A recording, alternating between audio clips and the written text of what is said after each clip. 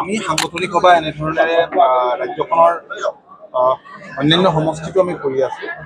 যোৱাকালি গোলাঘাটতে সৰুপথাৰ গোলাঘাট আৰু খুমটাই বিধানসভা সমষ্টিৰ দলৰ কৰ্মকৰ্তাসকলৰ লগত আমি মত বিনিময় কৰিলোঁ আৰু কিছু দিক নিৰ্দেশনা আমি দিছোঁ, আজিও দিছোঁ। আমি সন্মুখত নিৰ্বাচন আৰু বিধানসভা নিৰ্বাচনৰ উপৰিও হয়তো স্বায়ত্তশাসিত পৰিষদৰ নিৰ্বাচনো স্বায়ত্তশাসিত কেইখনৰ পৰিষদৰ নিৰ্বাচন অনুষ্ঠিত হ'ব পাৰে।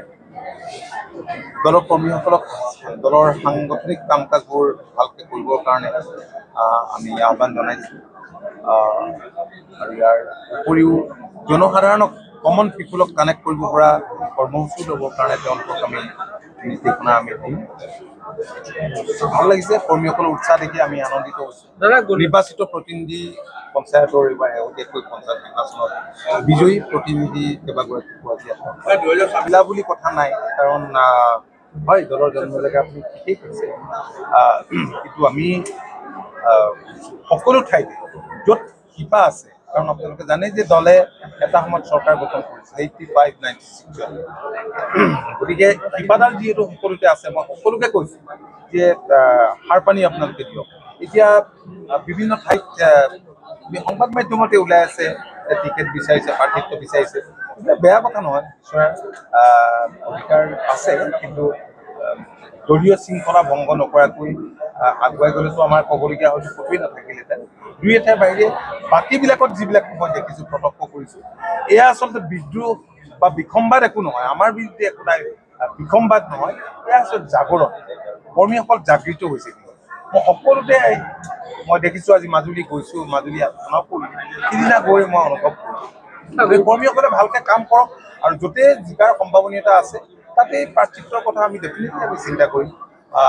মিত্ৰতাত আমি আছোঁ, মিত্ৰ দলৰ লগত আমি ডেফিনেটলি আমি আলোচনা কৰিম আৰু মিত্ৰ দলেও ডেফিনেটলি মিত্ৰতাত থাকিলে প্ৰাৰ্থী দিবলৈ ক্ৰাইটেৰিয়াটো এটাই হ'ব, জিকাৰ সম্ভাৱনা থাকিবলৈ নাই। আৰু আমি ল'বলৈ ক্ৰাইটেৰিয়া একেটাই হ'ব যে আমি ল'ম হয়, গতিকে কোনটো চিটক অগ্ৰাধিকাৰ দিলে কোনটো ল'লে আমাৰ লাভ হ'ব বা জিকাৰ সম্ভাৱনা থাকিব বুলি নহয়। ৰাজ্যখনৰ বহুকেইখন জিলা হৈছে, কিন্তু এতিয়া চাউথ হোৱা বহু জিলাত কিন্তু এতিয়া পানী হৈছে। আমি সদায় এইটো আমি ৰেভিনিউ ডিপাৰ্টমেণ্টৰ কাষত আছোঁ, কৃষি বিভাগ, জলসিঞ্চন বিভাগৰো কাষত আছোঁ। গতিকে পূৰ্বতে যেনেধৰণৰ খৰাং হৈছিল, খৰাং সদৃশ এটা সকলোতে পৰিৱেশ হৈছে, বৰষুণ দি থকাৰ কাৰণে সেইবিলাক নাইকিয়া হৈছে, মানুহে খেতি পথাৰত নামিব পাৰিছে। তৎসত্বেও ইয়াত যে ফ্লাড হৈ গ'ল মাজুলী গোলাঘাট জিলাত, এই ফ্লাডৰ জোৰা মাৰিবলৈ যিখিনি ক্ষয়ক্ষতি হৈছে, আমি প্ৰায় 1125 কুইণ্টেল আমি বিনা 10 আৰু বিনা 11ৰ আমি বীজ আমি দিবলৈ লৈছোঁ। কাৰণ এই বীজ কঠীয়া নোৰোৱাকৈ মানে সিঁচি দিলেও খেতি হ'ব। এনেধৰণে বাকীবিলাকতো আমি এই কামখিনি কৰিবলৈ লৈছোঁ। আৰু যিখিনি খেতিয়কৰ এনেধৰণে লোকচান হ'ব, আমি প্ৰধানমন্ত্ৰী ফচল বীমা যোজনা বা অন্য কি ধৰণৰ আঁচনিৰ অধীনত মাননীয় মুখ্যমন্ত্ৰীয়েও এই বিষয়টো অত্যন্ত গুৰুত্ব সহকাৰে লৈছে। লাষ্ট আমাৰ যিখন কেবিনেট বৈঠক অনুষ্ঠিত হৈছিল, কেবিনেট বৈঠকতো কাৰণ প্ৰক্ৰিয়াটো আৰম্ভ কৰিছিল যাতে খৰাং পীড়িত এলেকা ঘোষণা কৰিব পৰা যায়। যদি পানী হয়েই, যদি খেতি কৰিবই পাৰে, তেতিয়াহ'লে সেইখিনি কৰাটোৰ সকলো ঠাইতে প্ৰয়োজন নহ'ব। এই কথাখিনি পৰ্যবেক্ষণ দুৰ্ভাগ্যজনক। আমি ধিক্কাৰ দিছোঁ এনে ঘটনাক ধিক্কাৰ দিছোঁ আৰু আইনৰ ঊৰ্ধত কোনো নহয়।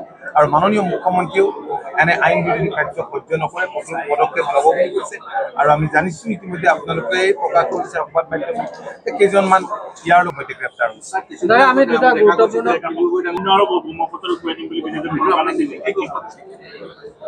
মই ভাবোঁ যে শিৱসাগৰৰ মানুহ এটা ডাঙৰ এনে এজন ব্যক্তিক যি সংসদীয় পৰম্পৰা কোনোৱেই নামানে,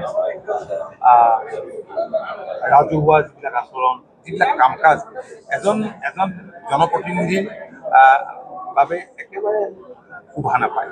আমি ধিক্কাৰ দিছোঁ এনে কাৰ্য আৰু আমি সকীয়াই দিছোঁ ভৱিষ্যতে যাতে আমাৰ কোনো সতীৰ্থক এনেধৰণৰ অশালীন ভাষাৰে অশালীন আচৰণ নকৰে। আমি এটা গুৰুত্বপূৰ্ণ নিজৰ দলৰ ভিতৰতে আপুনি মিত্ৰ দলৰ কথা বাদেই দিয়ক, আপুনি যদি সমষ্টি এটাত কাৰোবাক টিকেট দিয়াৰ কথা ভাবে 10জন প্ৰাৰ্থী থাকে, এইটো এনেকুৱা নহয়। গতিকে প্ৰত্যেক দলৰ নিজা ষ্ট্ৰেটেজি থাকিব, কোনে বেছিকৈ ল'ব পাৰে, কোনে এই ধৰণৰ এটা কম্পিটিশ্যনটো স্বাভাৱিকতে থাকিবই, কাৰণ প্ৰাৰ্থী যেতিয়া থাকিব কামটো কৰিবই নহয়। গতিকে ইয়াত অস্বাভাৱিকতা একো নাই। মইতো আপোনাক কৈ গৈছোঁ আপোনালোকক যে য'তে আমাৰ সম্ভাৱনীয়তা আছে তাতে আমি ভাবিম। কিন্তু দলৰ কৰ্মীসকলে আপোনালোকেতো দি আছে যে আমুকত এইটো হৈছে, তামুকত এইটো হৈছে। মই সেইকাৰণে কৈছোঁ যে দলৰ মাজত এটা জাগৰণ সৃষ্টি হৈছে। আপুনি যিহেতু মই ডিছকাৰেজ কৰা নাই, মই শুভ লক্ষণ বুলিয়ে কৈছোঁ, কিন্তু নীতি নিয়মৰ মাজত থাকি তেওঁলোক আগবাঢ়িব লাগিব। দেৰগাঁও ৰাইজে মই য'তে যাওঁ এতিয়া মানুহে উঠিব নিদিব বোলে, সেইটোতো আৰু কথা হ'ল নেকি? ক'লে সম্ভাৱনীয়তা আছে নেকি? মোক বোকাখাতৰ ৰাইজে 2016, 2021 যথেষ্ট মৰম কৰিছে। এইবছৰতকৈ সিবছৰ ভোট বেছি দিছে। আৰু এইবাৰ ৰাইজৰ লগত আমি যিধৰণে সুখে সুখে ৰাইজৰ লগত আছোঁ আৰু কামবিলাক আমি যিধৰণে সমষ্টিটোক আগুৱাই লৈ যাবলৈ চেষ্টা কৰিছোঁ যোৱা 9টা বছৰত, কিন্তু আপুনি গ'লেও দেখিব যে সাংঘাতিক পৰিৱৰ্তন হৈছে। যিবোৰ ৰাস্তালৈ মানুহ খোজকাঢ়িব নোৱাৰিছিল, আজি সেই পৰিৱেশ আৰু নাই। গতিকে মানুহৰ মৰম, তেওঁলোকৰ স্নেহ, তেওঁলোকৰ সান্নিধ্যই মোক তেওঁলোকৰ পৰা আঁতৰি আহিব, কথাটো চিন্তাই কৰিব।